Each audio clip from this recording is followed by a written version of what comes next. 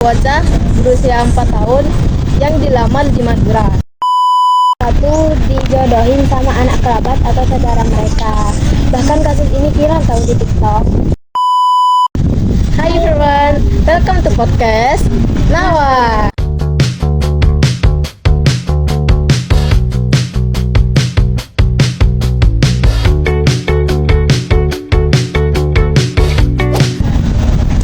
Jadi di podcast ini kita bakal bahas tentang tradisi Madura yang menurut kita cukup menarik nih, yaitu tentang bocah berusia 4 tahun yang dilamar di Madura. Yap, kalian gak salah dengar kok, bocah yang baru berusia 4 tahun udah dilamar sama orang. Bayangin, mereka masih kecil banget udah ada yang lamar. Ngeri banget gak sih? Oke, kita lanjut.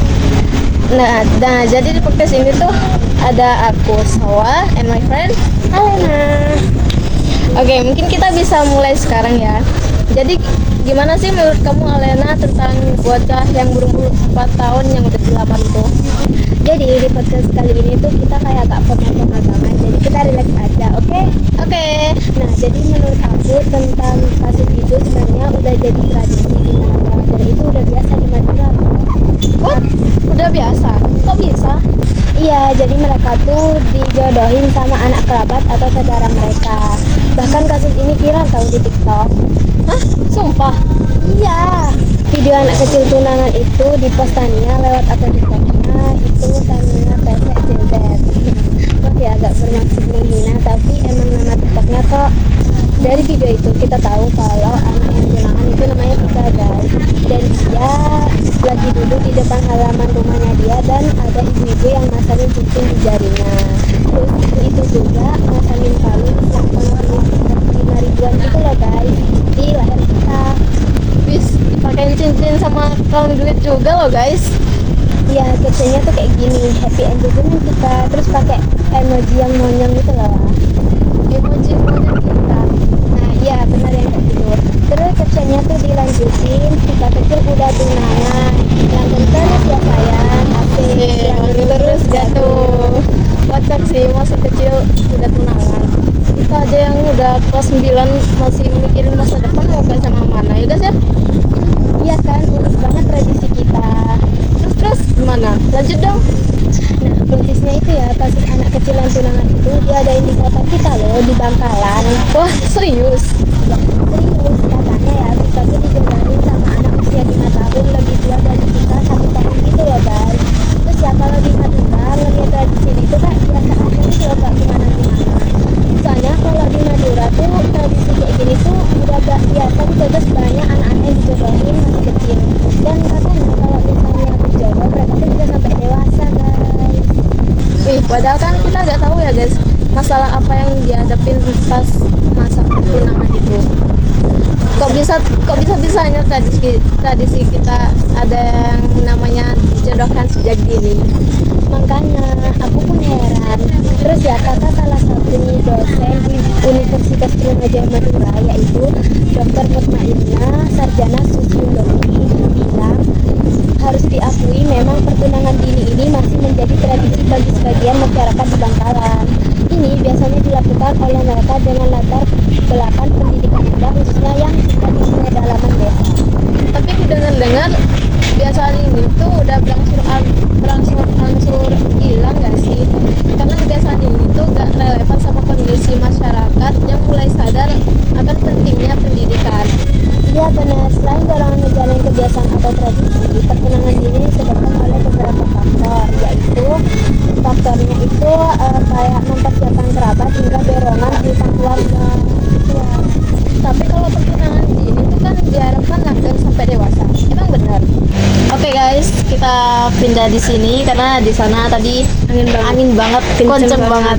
Sampai tadi sampai komplek jatuh. Iya, jadi kita pindah di sini deh. Oke, tadi kan aku menanya, kenapa kalau pertunangan dini itu kan diharapkan langgeng sampai dewasa? Emang bener ya? Enggak sih, cuman dikit pertunangan dini yang langgeng sampai nikah. Malah kebanyakan mereka yang pertunangan dini ini putus gara-gara mereka tuh udah mulai dewasa dan bisa nentuin pilihannya mereka sendiri. Malah ada yang juga setelah masuk ke jenjang pernikahan loh. Tuh kan bener dugaanku guys. Pertunangan kayak gini tuh gak bakal ada yang langgeng, bahkan sampai nikah. Gak mungkin banget gak sih? Tapi tradisi ini tuh cuma ada di Bangkalan apa ada di wilayah lain? Tenang, tradisi ini tuh gak cuma ada di Bangkalan, bahkan hampir semua wilayah Madura ada tradisi kayak gini guys. Kalau di sana pertunangan dini kayak gini tuh sering gak ada hubungannya sama tingkat pendidikan, karena kadang pelakunya tuh orang yang berpendidikan tinggi gitu loh guys. Wah, emang ngeri sih tradisinya. Tapi BTW, tradisi ini tuh ada dampak negatif dan positifnya gak sih?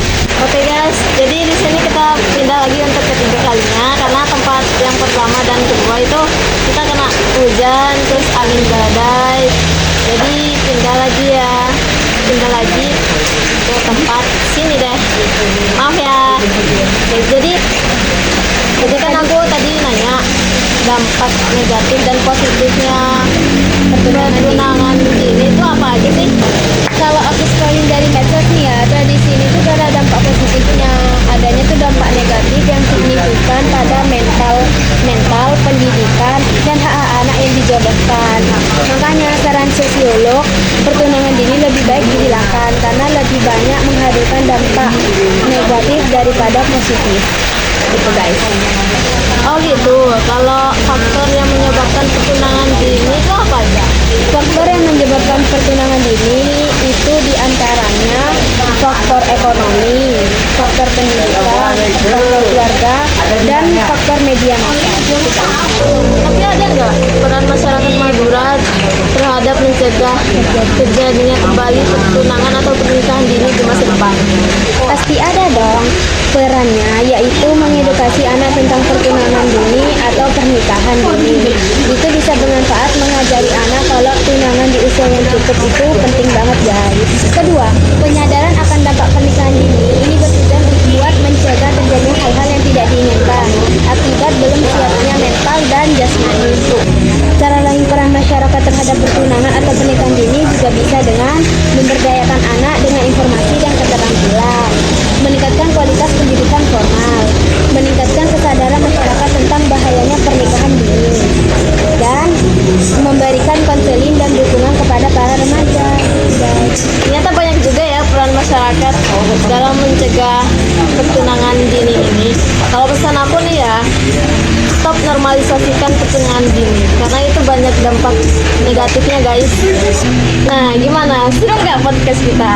Pasti seru dong. Kita harap podcast kita seru ya kan. Tapi aku mau nanya nih sama kalian, ada nggak diantara kalian yang pengen dilamar sejak dini tapi sama orang